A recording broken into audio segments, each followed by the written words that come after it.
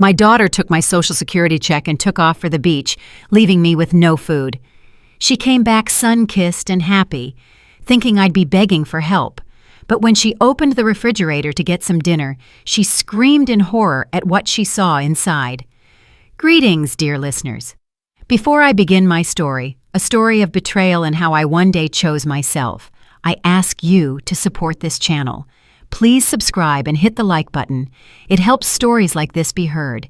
And write in the comments what city or country you are listening from. It always warms my spirit to see how many of us there are. And now, enjoy the story. The front door had slammed shut 3 hours ago, but the heavy, sugary scent of Quintessa's perfume still hung in the hallway. That fragrance always seemed too intrusive to me, too loud for our old brownstone with its high ceilings, where the air was used to smelling like the dust of ages and dried lavender. I stood in the middle of the kitchen, staring at the closed door of the pantry. The silence in the house was absolute, ringing. I used to love this silence. It meant peace after a long day at the sewing machine, when my eyes were tired from tiny stitches and my back ached from the endless stooping. But today, the silence felt predatory. It was waiting. My stomach twisted into a tight knot. It's shameful to admit, but I was hungry, just ordinary human hunger, the kind that gets persistent by evening. I walked over to the cabinet. The hinges creaked as if complaining about the disturbance. The shelves were impeccably clean and terrifyingly empty. Quintessa had packed in a rush. She had darted around the apartment like a bright tropical bird trapped in a cage, tossing bikinis, light sundresses, and tanning lotions into her suitcase. I remembered how she stopped in the doorway, already wearing her shoes, and held out her hand. "Mama, give me your card just in case. What if the ATM down there doesn't work or something?" "But, Quintessa," I tried to object, feeling a chill run down my spine. "That's my whole Social Security check. What am I supposed to live on for 2 weeks?" "Oh, don't start." She rolled her eyes, snatching the plastic card from my fingers. "You've got a full jar of grits. Boil them up, add a little butter, and it's beautiful. It'll be good for you to detox. Doctors advise a diet for everyone at your age. Don't invent problems where there aren't any. I deserve this vacation." And she left. She flew off to Miami, to the sun, to cocktails with little umbrellas, taking my money, my peace of mind, and, as it turned out, my food with her. Grits. Right, she mentioned grits. I reached for the top shelf where the old glass jar stood, labeled grits in my own handwriting some 20 years ago. The jar felt suspiciously light. I took off the lid and looked inside. At the bottom, amidst some grayish dust, lay a few lonely grains. There wasn't enough to feed a sparrow, let alone a grown woman. She had lied, or maybe she just didn't care. She hadn't even bothered to check if there was food before condemning me to this starvation diet. She just threw words out to silence my anxiety and forgot about me the second she called her Uber. My chest went cold. It wasn't the kind of cold you get from a draft. It was ice that starts growing from the inside when you realize that the person you carried, nursed, and raised isn't just selfish. They are cruel. I closed the jar and put it back. The sound of glass against wood rang out like a gunshot. I had to do something. Maybe some loose change? Quintessa often scattered coins, shaking them out of her jeans pockets. I headed to her room. Chaos reigned here.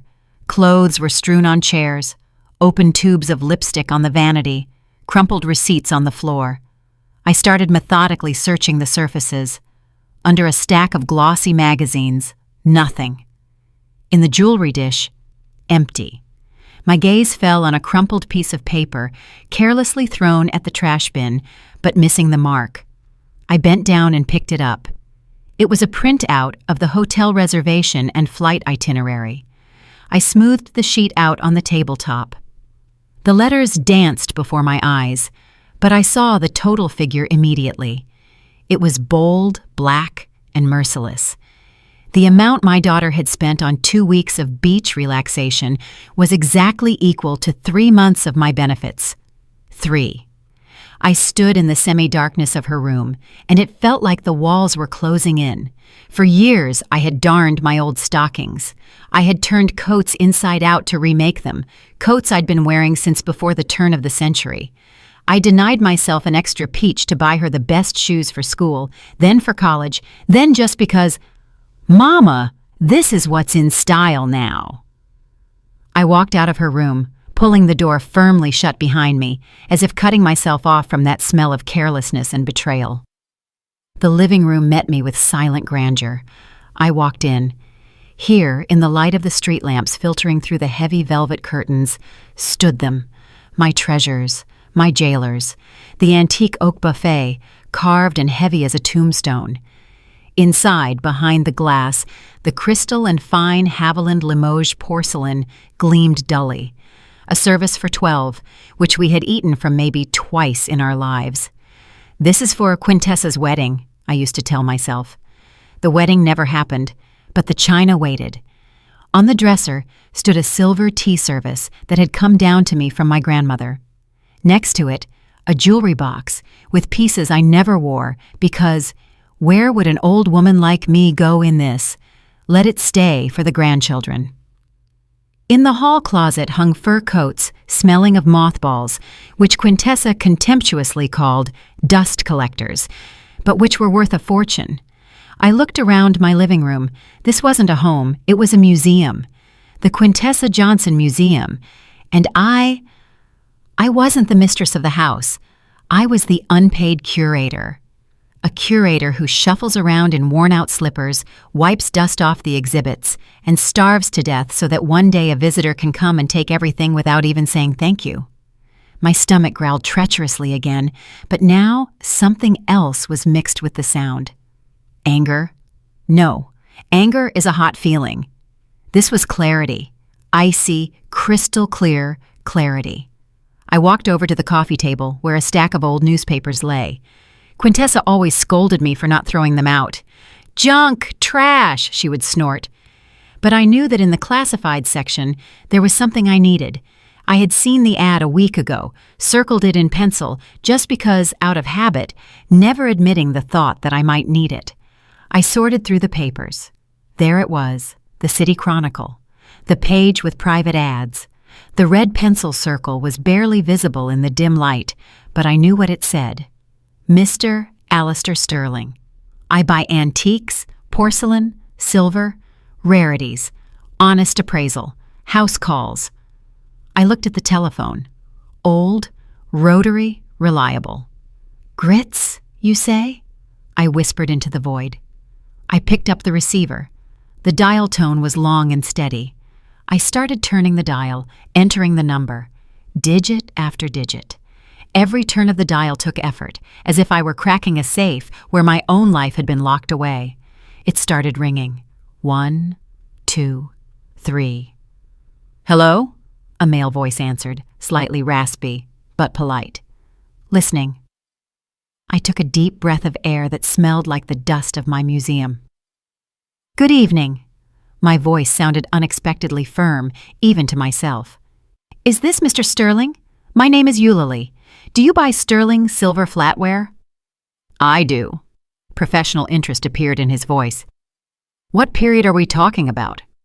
I looked at the empty velvet case where the spoon should have been, then shifted my gaze to the buffet. "Yes, early 20th century," I said. "I want to sell it. Tomorrow." Mr. Sterling turned out to be punctual. At exactly 9 in the morning, the doorbell sliced through the silence of the brownstone, making me flinch. I hadn't slept all night, sitting in the armchair opposite the buffet like a sentry guarding treasures before surrendering them to the enemy. But the enemy was no longer poverty.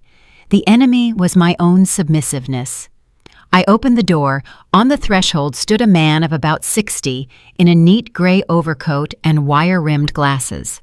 He looked intellectual, black, distinguished, but his eyes, keen, observant, betrayed a man used to appraising not just things, but people. "Mrs. Eulalie?" he asked, tilting his head slightly. "I am Alistair. We spoke yesterday." "Come in. Don't take off your shoes." I stepped back, letting him inside. He walked into the living room, and I saw his gaze slide over the walls, the heavy furniture, the paintings. He had expected to see another grandmother with cheap trinkets, silver-plated knickknacks, and a hope to get at least a penny. But when he saw the furnishings, his eyebrows rose ever so slightly. "You have an interesting home," he noted cautiously. "This isn't a home," I replied dryly. "It's a storage facility." I walked to the sideboard and took out the heavy case lined with worn velvet. The latch clicked. I threw back the lid. On the dark green lining lay 12 silver spoons. They were massive, with intricate engraving on the handles. The monograms of my great-grandparents intertwined with grapevines. Quintessa adored them. She often took out this set, stroked the cold metal with her fingers, and said, "When I get married, Mama, we'll eat cake with these on our anniversary." This was her dowry, a dowry she hadn't even bothered to take with her while leaving to burn through my money. Mr. Sterling put on white cotton gloves, took a loop from his pocket, and leaned over the table. Silence hung in the room, broken only by his breathing and the soft clink of metal as he carefully turned a spoon. "Gorham Chantilly pattern," he murmured more to himself than to me. "Early production. The condition is marvelous. These have hardly been used." "Never," I corrected. "They were admired." He straightened up, took off his glasses, and looked at me with new interest. "A rare and expensive item. Usually, in these cases, they offer the scrap price, but that would be sacrilege. I can offer you—" He named a sum. The sum was impressive. It equaled 5 of my monthly checks. A month ago, I would have fainted from happiness. I would have grabbed that money and hidden it under the mattress for a rainy day. But today, something different woke up inside me. Years spent at fabric markets, where I haggled for every inch of silk for my clients to save them a dime, suddenly made themselves known. "No," I said firmly. Alistair blinked. "Excuse me?" "This is Gorham, early period," I repeated his words, looking him straight in the eye. "A full set in the original case without a single scratch. You will sell these to a collector for 3 times what you offered me. I'm not asking for the market price, Mr. Sterling. I'm asking for a fair dealer's price." I named my figure. It was 40% higher than his offer. He chuckled. Wrinkles gathered at the corners of his eyes. "You, Mrs. Eulalie, are not as simple as you seem." "Life teaches you," I parried. "All right, we have a deal." He paused for another second, weighing whether to haggle, but apparently realized that before him stood not a desperate old lady, but a business partner. "Deal." 10 minutes later he left, taking the case with him, and I remained standing in the middle of the room, clutching a thick stack of bills in my hand. My heart was pounding somewhere in my throat. It wasn't fear. It was adrenaline, pure intoxicating energy. I had just sold Quintessa's dowry. I had sold a piece of family history, and I didn't feel a drop of guilt. I felt the weight that had pressed on my shoulders for years become just a little lighter. I didn't hide the money. I put it in my purse, put on my best coat, beige cashmere, kept for special occasions, and walked out of the house. My legs carried me on their own, but not to the usual discount supermarket with yellow price tags and wilted cabbage. I was walking downtown, to the Epicurean market. I hadn't been there in 15 years. The prices there bit so hard, it was scary to even look at the windows. But today, I wasn't planning to look. The heavy doors swung open before me, and I was washed over by the smell of fresh baking, coffee, and expensive spices. I walked past the shelves like a queen returning from exile. I didn't look at potatoes. I didn't look for discounts on pasta. I went to the deli counter. "Weigh me out 1/2 pound of prosciutto di Parma, please," I told the clerk, "and some of that Virginia ham." Then came the cheese section. I took a wedge of aged Parmesan and a soft brie with truffles. I grabbed a jar of almonds stuffed olives. I bought a fresh baguette, still warm, crusty, and then I saw them. Peaches. Huge, velvety, filled with sunshine, lying on a woven tray. Out of season, of course, imported. They cost as much as an airplane wing. 2, I said, the most beautiful ones.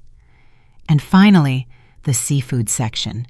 Cold smoked salmon, thin slices, translucent in the light, the color of sunset. I walked out of the market with 2 paper bags. They weren't heavy, but they held more life than all my stocks of grits over the last 10 years. At home, I didn't eat in the kitchen on the oilcloth tablecloth. I went into the living room. I took a snow-white tablecloth with handmade lace out of the sideboard. Quintessa forbade me to use it. "You'll stain it, Mama. That's for guests." "Today I am the guest," I said aloud to the empty room. I spread the tablecloth, took out the best plate from that very service. Thin porcelain with a gold rim. I laid out a silver fork. I still had forks. Knives and dessert spoons were also plentiful. I had only sold the teaspoons. I laid out my purchases. I rolled the slices of ham into rosettes, cut the cheese into cubes. Olives, salmon, warm bread that I broke with my hands, crumbling right onto the tablecloth, and the peach. I bit into it, and sweet juice splashed onto my lips. The taste was incredible. It wasn't just the taste of food, it was the taste of freedom. The taste of the fact that I exist, that I am important, that my body, my stomach, my desires matter. I ate slowly, savoring every bite, washing it all down with black tea from a ceremonial cup. I looked at the blank wall where the calendar hung and realized all these years I had been saving things for a future that might never come. I lived in expectation that someone would appreciate my sacrifice, but sacrifices aren't appreciated. They are used. When I finished, only crumbs remained on the plate. I felt a fullness I hadn't experienced in a very long time, a calm, dignified fullness. I stood up and walked to the sideboard.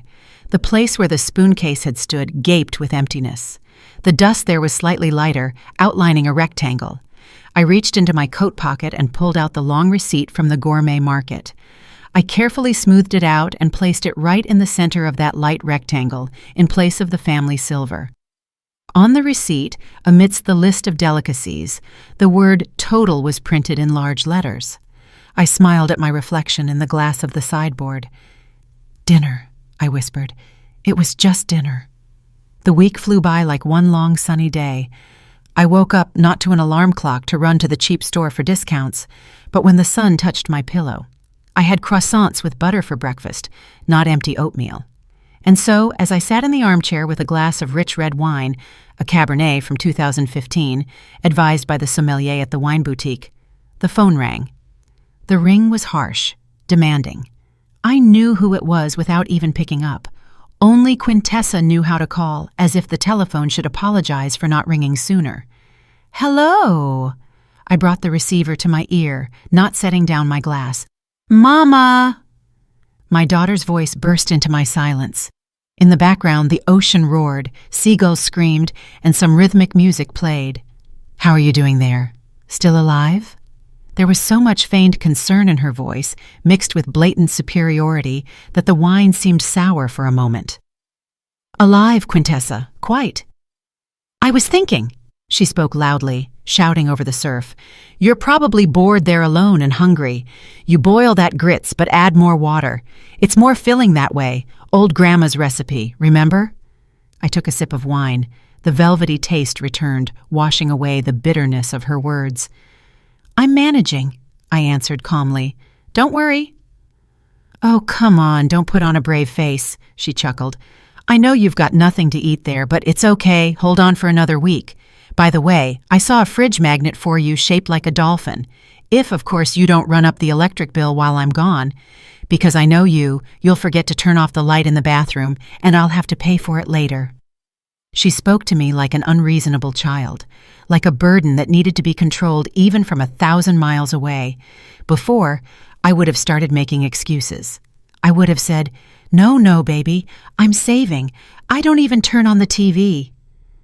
But now, I just smiled at my reflection in the dark window. "I'm finding resources Quintessa didn't even suspect existed," I uttered, looking at the wine bottle on the table. "So don't worry about the lights." "Resources?" She laughed again, and there was so much smugness in that laugh. "What are you talking about? Found some change in the sofa, or went to Miss Theodosia for salt? Look, don't embarrass me in front of the neighbors. Don't go around with your hand out." "All right, I gotta go." We have a pool party. Don't get bored there with your porridge. Click. She hung up, confident in her complete, undivided power over me. In her picture of the world, I was sitting right now in a dark kitchen, choking on plain porridge, counting the days until her return so I could gratefully accept a magnet and a new portion of reproaches. She thought she had broken me, that the hunger training was successful. I finished the wine, feeling the warmth spread through my body. Pool party, I repeated, placing the empty glass on the table. Well, I have my own plans too. I picked up the notebook lying next to the phone. On the open page, a time was already written down. Tomorrow, 11 o'clock sharp. Alistair S. I had planned to sell the wardrobe, that huge oak closet in the hallway that took up half the passage and always snagged my sleeves with its carved corners. It was antique, expensive, but I hated it. It was a dark spot that absorbed light. But after the conversation with Quintessa, I changed my mind. The wardrobe, that's too much hassle. Movers, noise, dust. I wanted something elegant, something that would hit her just as painfully as her words about watering down the grits. I got up and went to the dresser in the bedroom. There, in the top drawer, lay another jewelry box. Smaller. I opened it. On a velvet cushion lay a brooch, an antique gold piece in the shape of a twig with leaves, studded with small diamonds, and a large dark ruby in the center. This ruby burned like a drop of thick blood. Quintessa adored this brooch. She never asked for permission, just took it when she went on a date or an office party. "Mama, it's vintage. It's all the rage right now," she would say, pinning the brooch to the lapel of her blazer. She considered this thing hers, just like the apartment, just like me. I took the brooch in my hands. The stone was cold, but quickly warmed up in my palm. I remembered how Quintessa once lost the clasp from it and didn't even apologize. "Well, fix it. You're a seamstress," she tossed out then. And I fixed it. Tomorrow, Mr. Sterling would come to appraise the wardrobe, but he wouldn't leave with it. In the morning, the antique dealer was precise as always. "Good morning, Mrs. Eulalie." He smiled, tipping his hat. "Ready to part with the giant in the hallway?" I shook my head, inviting him in. "I changed my mind about the wardrobe, Alistair. Changed my mind for now. Too much fuss. But I have something else, something more personal." I held out the brooch to him. Mr. Sterling's eyes lit up with professional excitement. He carefully took the piece, held it up to the light, and put on his inevitable loupe. "Oh," he exhaled. "Late 19th century? St. Petersburg work, perhaps?" "No, likely New Orleans Creole craftsmanship. The ruby is natural, unheated, very deep color, and old mine cut diamonds. This is a piece with character." "How much?" I asked. He named a price. It was twice as high as for the spoons. It was money one could live on comfortably for 6 months, or treat oneself to 2 weeks of paradise. "It's yours," I said. Not bargaining this time. The price was fair, and my desire to get rid of this thing was burning. When Alistair counted out the bills, I looked at the brooch one last time. It lay on the table, sparkling in a sunbeam. Beautiful, predatory, alien. "You know," Alistair said, putting the brooch into a special pouch, "this item surely has a history." "It does," I nodded, taking the money. "But the history has ended. Now it's just stone and metal." He left, and I was alone again. I looked at the spot in the jewelry box where the ruby used to lie. Emptiness. But this emptiness wasn't frightening. It promised new possibilities. I picked up the phone and dialed the number of a food delivery service from that very restaurant I always walked past, lowering my eyes so as not to see the prices on the menu displayed on the street. "Good afternoon," I said. "I want to place an order. Yes, delivery. Write this down. Crab and avocado salad, veal medallions with mushroom sauce, and—" I thought for a second, remembering Quintessa's words about water in the grits. "And a bottle of champagne, the coldest you have." I hung up and felt a spring uncoil inside me. Quintessa would be back in a week. She would look for her favorite vintage brooch to show off her tan and new jewelry to her girlfriends. Let her look. Meanwhile, I would drink to her health and to the fact that I really did find resources. Not in the sofa, but in the self-respect I had finally bought back. The champagne sparkled in the glass, lifting tiny bubbles from the bottom. But the festive mood evaporated suddenly.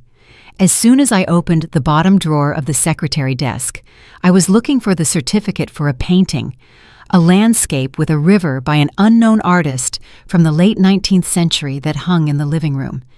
Alistair hinted that with papers, the price would be higher.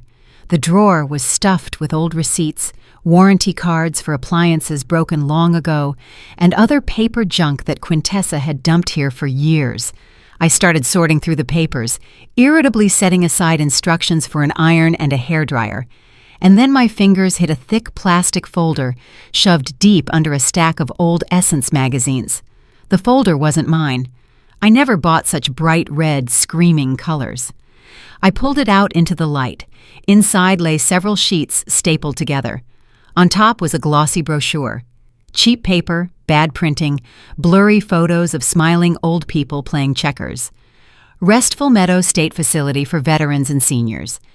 The name seemed familiar. I had heard about it somewhere. Miss Theodosia, the neighbor, told terrible things. Said it smelled of bleach and boiled cabbage, that the staff was rude, and the old folks lay for days staring at the ceiling because no one cared about them. It was a state institution, the most budget-friendly one, with a bad reputation. A place where they send you to wait for the end, to be forgotten. My hands started to shake. I set aside the brochure and picked up the next document. It was a draft. A general power of attorney. In the header, my details.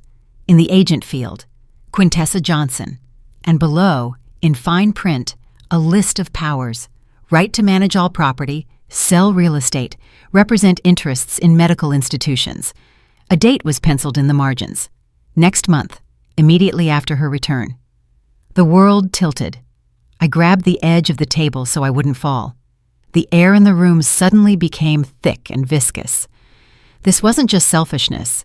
This was a plan. A cold, calculated plan. She wasn't just waiting for me to die to get the inheritance.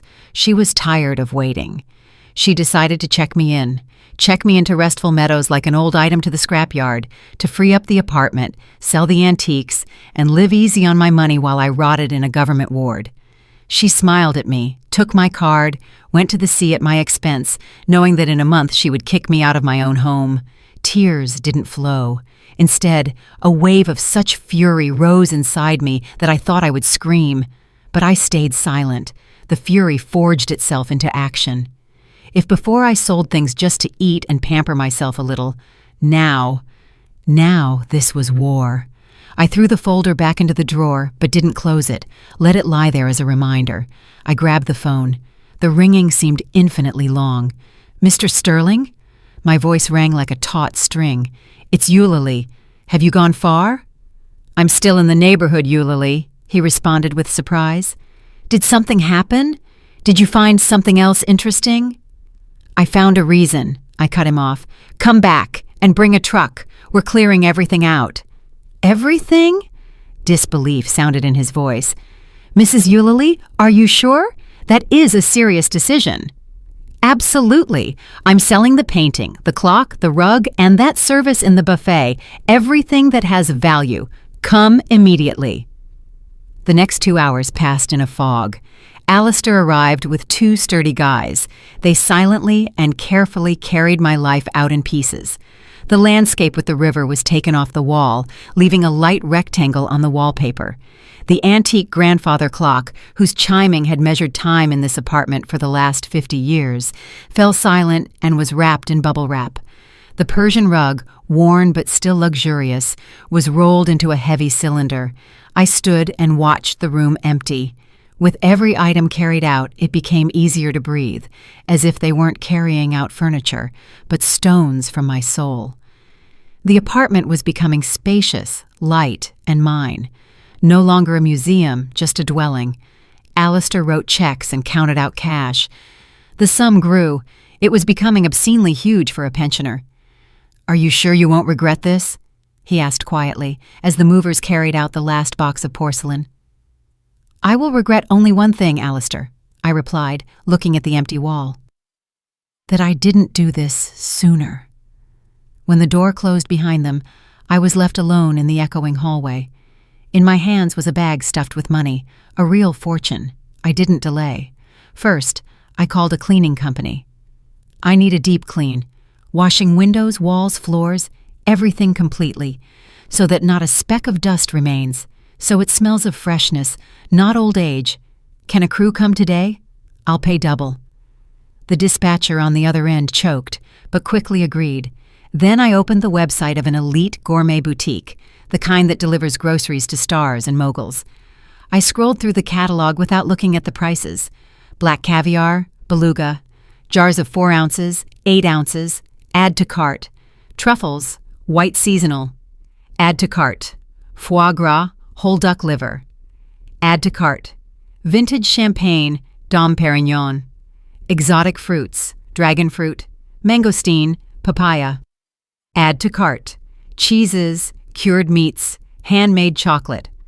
I clicked and clicked until the order total exceeded the cost of my annual maintenance at that Restful Meadows nursing home. Delivery today, I told the operator, confirming the order, as soon as possible. By evening, the apartment shone. The windows were crystal clear, letting in the setting sun which now flooded the empty living room with golden light. It smelled of expensive cleaning products and lilies. I ordered a huge bouquet just because for beauty. The courier rang the doorbell. He wasn't alone. There were 2 of them, struggling to carry huge thermal boxes. We went into the kitchen. The refrigerator, an old reliable Kelvinator that hummed like a tractor, stood in the corner. I threw open its door. Inside was empty and clean. Only a lonely bulb illuminated the white shelves. "Load it up," I commanded. The couriers exchanged glances but started working. Blue tin jars of caviar stood in neat rows on the top shelf. Next to them lay blocks of golden butter and packages of truffles. The middle shelf filled with cheeses and meat delicacies. In the vegetable drawer, instead of the usual carrots and beets, bright alien fruits now showed off. Bottles of champagne lay on their sides, taking up the special rack. The fridge was filling up. It was becoming heavy, dense, saturated. The shelves sagged barely noticeably under the weight of luxury. There was enough food here for a company of soldiers, if those soldiers ate exclusively delicacies. "Anything else?" the courier asked, wiping sweat from his forehead. "Yes," I said. "Try to squeeze that box of Belgian chocolates onto the door." When they finished, the fridge was packed to the gills. There wasn't room for even a matchbox. This wasn't a refrigerator. It was Alibaba's cave, only edible.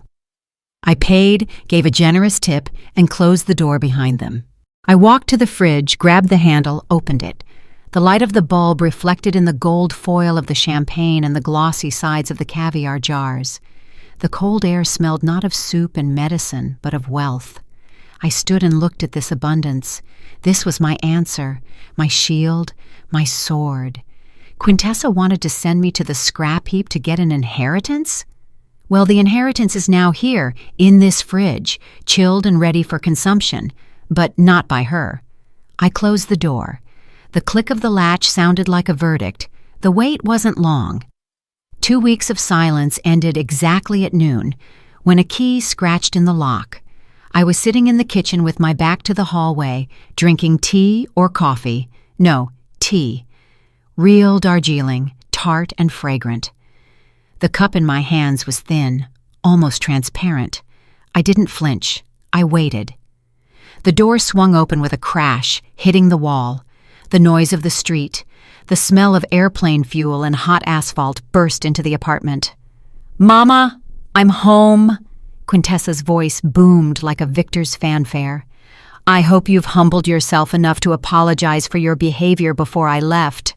I'm tired from the trip and don't want to listen to your whining." The sound of heavy suitcase wheels dragging across the parquet floor followed. She entered, expecting the usual semi-darkness, the smell of medicine, and my hunched figure rushing to meet her with slippers in hand. She expected to see her victim, broken, hungry, and guilty.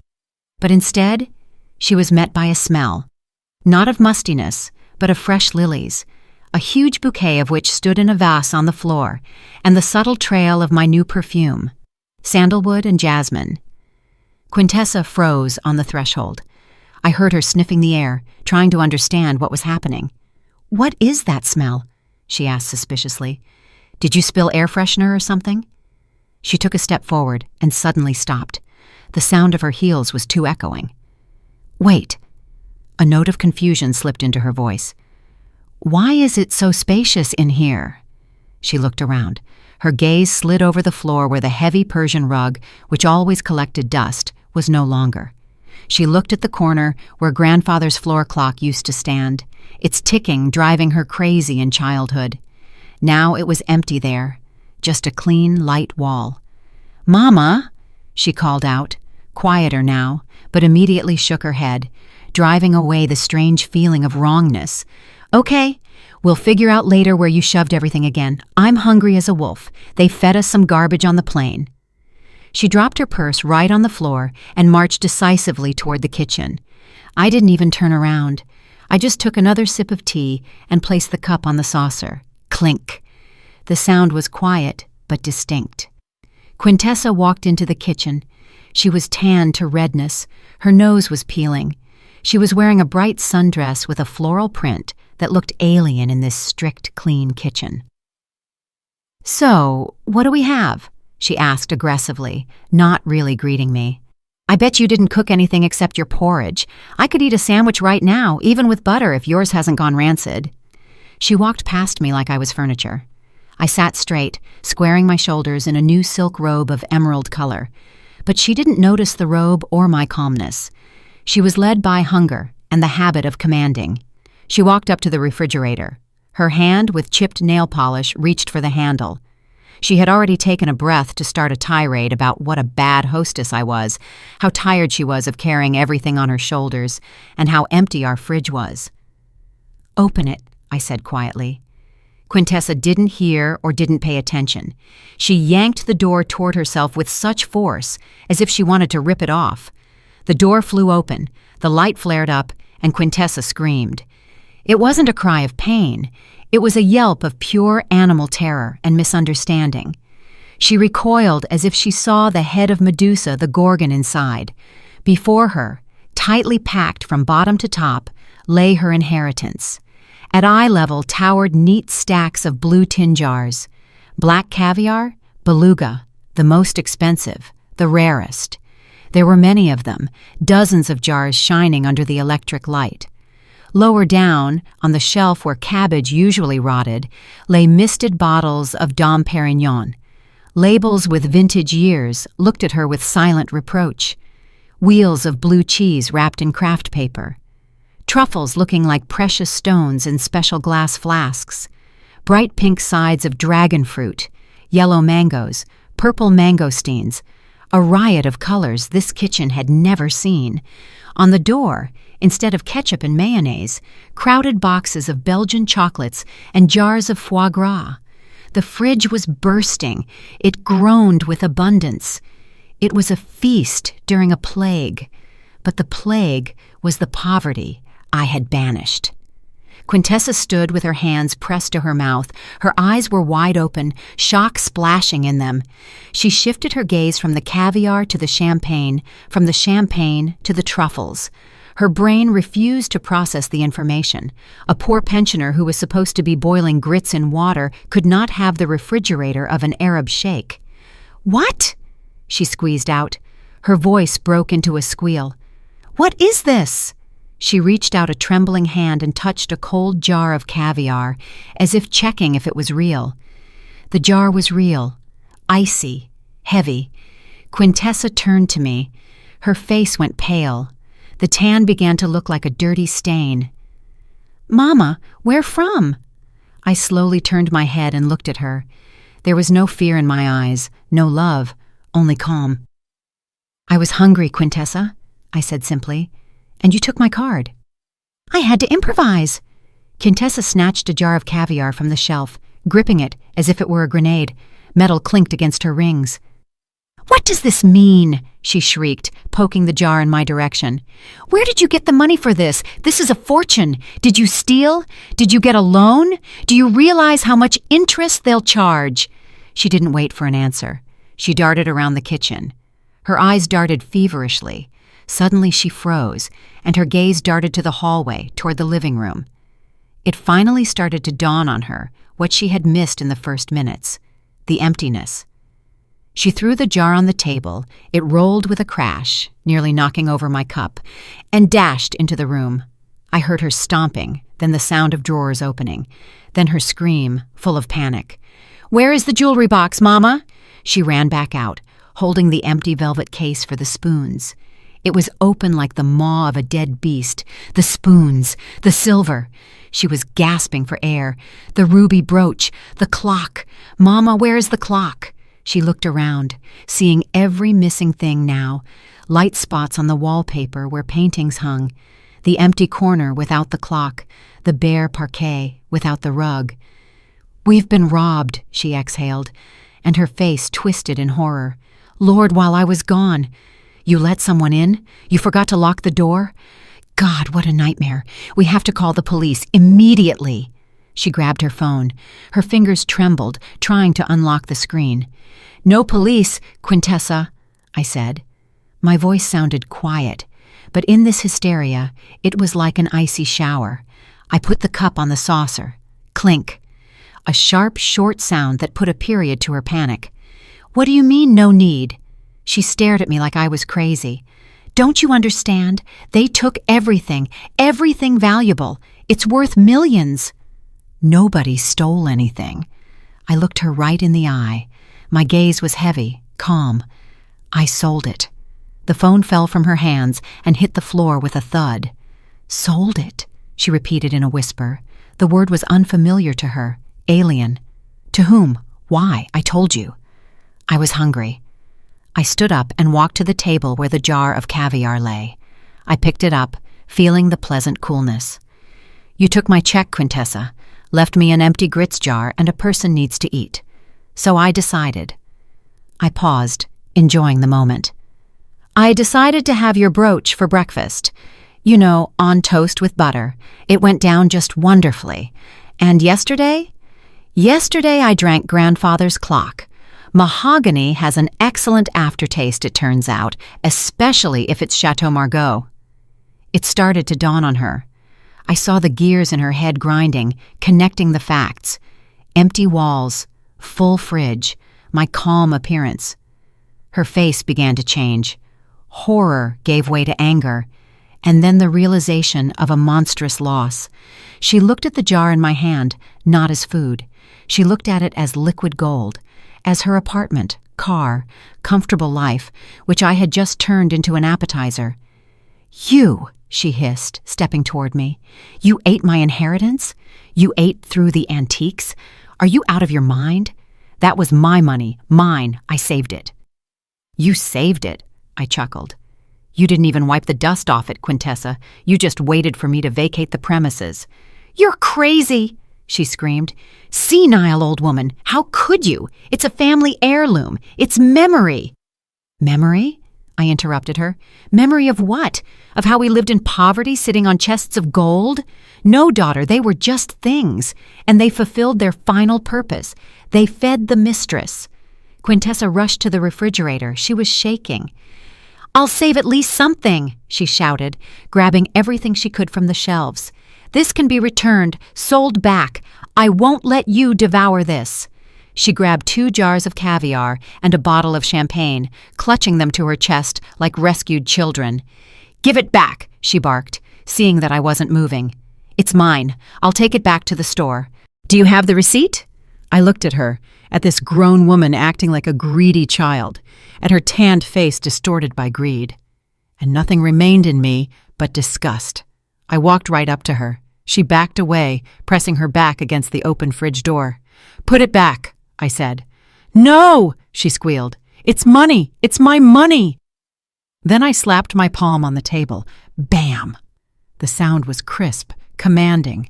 The cup jumped on the saucer. "Put it back." My voice became steel. commanding.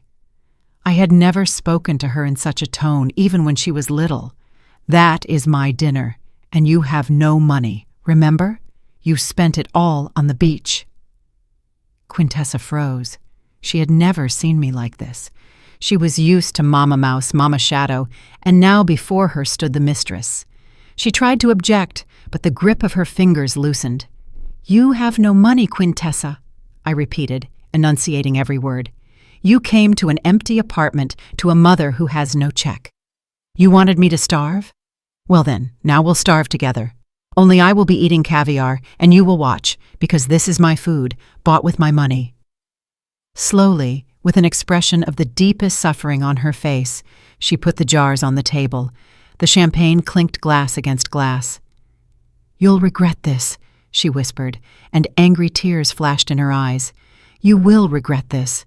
You are clearly not all there. A normal person wouldn't do this." She straightened up, and a new, frightening determination appeared on her face. "I am calling a doctor right now. You are dangerous to yourself and others. You are selling off property in a fit of madness. You need to be treated, and the transaction will be declared invalid." She turned and ran out of the kitchen, picking up her phone from the floor on the go. "Hello, 911? I need an ambulance. Psychiatric help, urgent. My mother is having an acute psychotic episode." I stood and listened as she called the brigade. There was no fear. I took the jar of caviar she had just held and calmly opened it. The click of the lid sounded like a starter pistol before the final race. "Try it," I said quietly, scooping up black grains with a spoon. "Try to prove it." The doorbell rang 20 minutes later. Quintessa was darting around the hallway like a wounded animal, grabbing the phone, running to the window. "Finally!" She exhaled and rushed to open it. "Come in quickly. She's in the kitchen. She is completely inadequate." But on the threshold stood not orderlies in white coats. Standing there was Miss Theodosia, our upstairs neighbor in her invariable floral housecoat, and looming behind her back was Alistair Sterling. He had come to pick up the last box of books we had agreed upon this morning. "Quintessa?" Miss Theodosia blinked in surprise, looking at the disheveled daughter. "What's all the screaming? I thought there was a fire, and this gentleman rang too." "Miss Theodosia, you're a witness." Quintessa grabbed the neighbor by the arm and dragged her into the apartment. "Mama has lost her mind. She sold everything clean out, furniture, silver, paintings. She bought some food with that money and is sitting there eating. It's senile psychosis. I read about it. She doesn't know what she's doing. I need confirmation to annul the deals. You saw, she was always strange." Quintessa dragged the neighbor into the kitchen where I sat at the table, spreading butter on crisp toast. I was calm. I was wearing the same elegant emerald robe, my hair neatly styled, and light makeup on my face, which I hadn't done in 10 years. Miss Theodosia froze in the doorway. She expected to see a mad old woman in rags scattering money, but saw a woman who looked better than she had in the last 20 years. "Eulalie?" the neighbor asked cautiously. "Quintessa says, are you sick?" "I am healthy, Theodosia." I smiled at her and gestured for her to enter. "Would you like tea? Earl Grey, and a sandwich with caviar. Real caviar." Theodosia's eyes widened when she saw the table. "With caviar?" she repeated weakly. "She doesn't understand," Quintessa yelled, stomping her foot. "Don't you see? She blew a fortune on delicacies. This is a clear sign of dementia, loss of financial control." At that moment, Mr. Sterling entered the kitchen. He coughed delicately. "Pardon me, ladies. The door was open." Quintessa pounced on him like a hawk. "And you? You're a scammer. You took advantage of the helpless state of an elderly person. I will sue you. You will return all the things. My mother is incompetent." Mr. Sterling didn't even wince. He calmly placed his briefcase on a chair, took out his glasses, and put them on. "Incompetent?" he repeated softly. "Allow me to disagree. I have been in the antique business for 40 years. I have seen many sellers, and I can assure you your mother is one of the most astute and tough negotiators I have met." He pulled a folder of documents from his briefcase. "Here are the bills of sale for every item, signed by Mrs. Eulalie personally, And note, attached to every contract is a certificate from a notary attesting that the seller is of sound mind and memory. We arranged this specifically, foreseeing such family scenes. Quintessa snatched the papers, her eyes racing across the lines, seals, signatures, notary stamps. Everything was clean, legally flawless. But she gasped, "But she's eating the money. That's not normal." "And what is normal, Quintessa?" suddenly piped up Miss Theodosia. She was already sitting at the table and taking a bite of a $50 sandwich with appetite. "Eulalie saved on you her whole life, wore the same coat for 10 years. And you? Did you ever buy her a chocolate bar? And now, so she sold her own things to eat like a human being, and suddenly she's crazy?" "You don't understand." Quintessa was on the verge of hysteria. Her plan was collapsing. Her arguments were crumbling to dust. "That was my inheritance. She didn't have the right." "She did," cut in Mr. Sterling, taking the folder back from her. "It is her property, and she disposed of it as she saw fit." Silence hung in the kitchen. Quintessa stood in the middle of the room, red, sweaty, humiliated. Everyone was looking at her, me with icy calm, Alastair with professional indifference, Theodosia judgingly chewing a sandwich. Quintessa realized she had lost the battle for the diagnosis. Calling doctors was pointless, the police even more so. "Fine," she hissed, narrowing her eyes. "Fine. You won this round, Mama. Ate everything, good for you. But we still have to live. And when you run out of your delicacies, who will hand you a glass of water? Me? Don't count on it. I won't forgive you for this. I live here and I will turn your life into hell. You'll regret not dying of hunger." She turned to leave, to slam the door. She thought she had one last trump card left. Her presence, her youth, her ability to bully me in my own home. "Stop," I said. I didn't raise my voice, but there was something in it that made her stop. I slowly pulled out the table drawer, the very one where I had moved the finds from her room. "You are so worried about my future, Quintessa, about who will hand me a glass of water, about where I will live when I get really old." I took out the red brochure, Restful Meadows State Facility, and the draft of the power of attorney. Quintessa paled so abruptly it was as if all the blood had been drained from her. She recognized these papers. "Where from?" she whispered. "I was looking for change," I said, standing up. "Remember, you told me to look for loose change. I found this." I threw the brochure on the table. It slid across the smooth surface and stopped right in front of her. Smiling old people looked at her from cheap, glossy paper. "You plan to check me in there in a month?" I said. It wasn't a question, it was a statement of fact. "You wanted to sell the brownstone, take the money, and send me to die in a government ward smelling of bleach." Miss Theodosia gasped, covering her mouth with her hand. Mr. Sterling frowned, looking at Quintessa with open disgust. "Mama, that's not what you think," Quintessa began to babble, retreating toward the door. "It's just in case. It's a good sanatorium." "Shut up," I interrupted her. "I know what kind of place that is, and I know what a power of attorney is." I walked right up to her. "You were so worried about housing for the elderly." I took the brochure and put it into her limp hand. "Take it. Keep it for yourself. It will come in handy when you get old."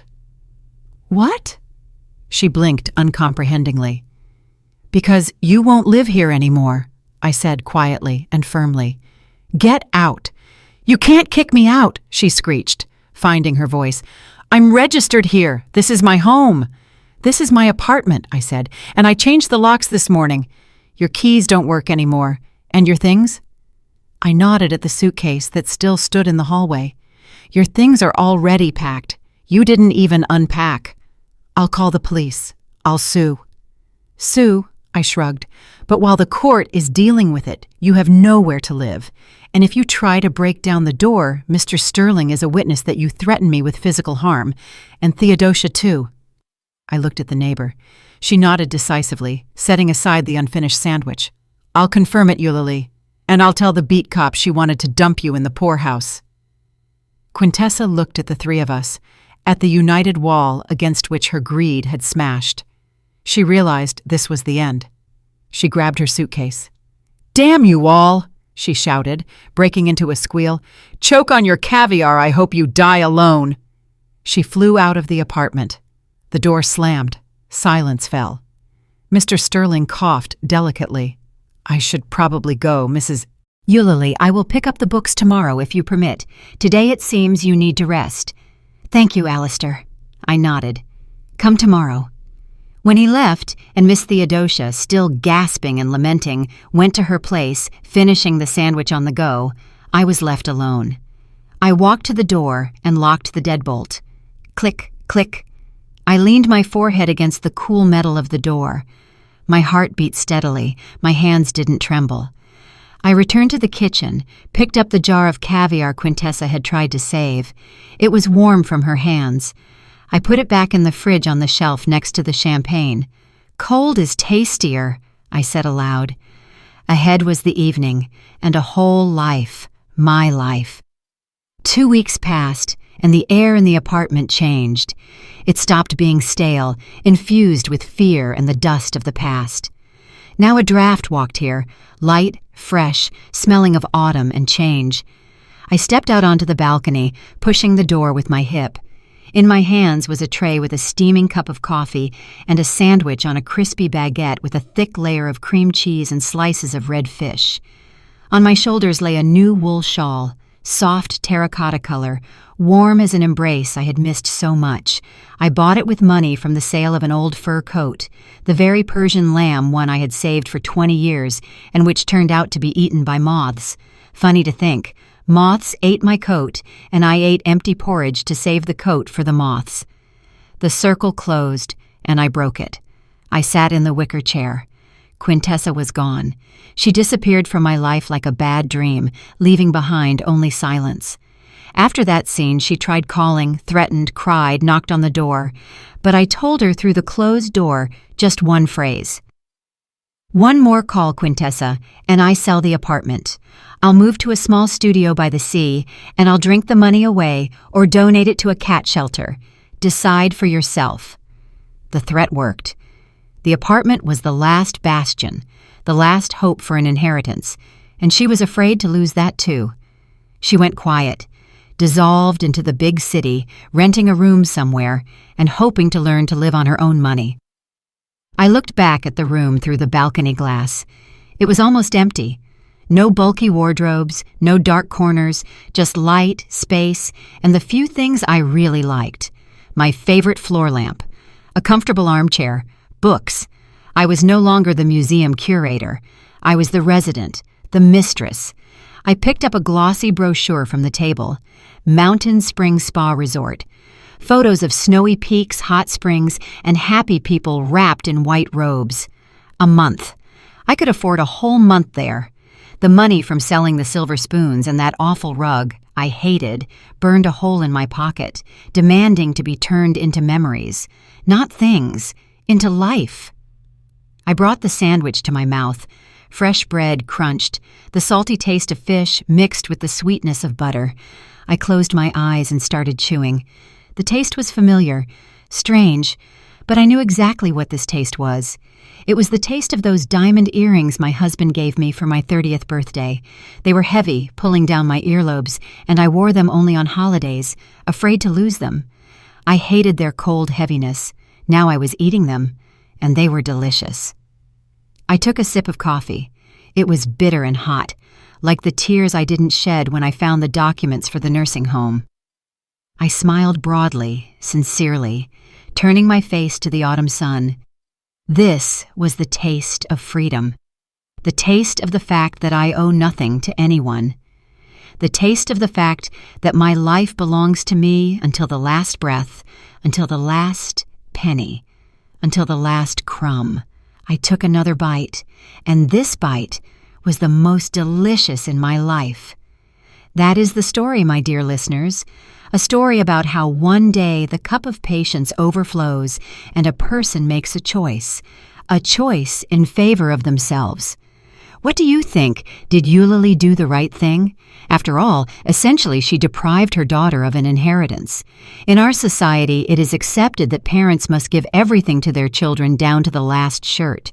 But where is the line when sacrifice turns into encouraging parasitism? Quintessa didn't just live off her mother.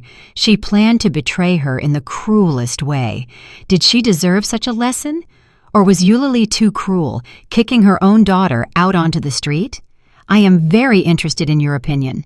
Do we often turn our own lives into a museum for someone else, putting off joy for later, for a rainy day that might never come, or for a bright future for children who don't appreciate it? Write in the comments if you have had similar situations. Could you act as decisively as our heroine? If you liked this story, if it touched the strings of your soul, please like this video. It is very important to us. Subscribe to the channel so you don't miss new stories. We have many more stories in store about strong people and difficult fates. And of course, share this video with friends. Perhaps someone right now really needs to hear exactly these words. You owe nothing to anyone except yourself. Did you like the story, and which city are you listening from? Thank you so much for your sweet support. I'm looking forward to your comments on the story. On the screen, you can see 2 new life stories that I highly recommend. There's so much more on my channel. Don't forget to subscribe. See you in the next life story. With love and respect.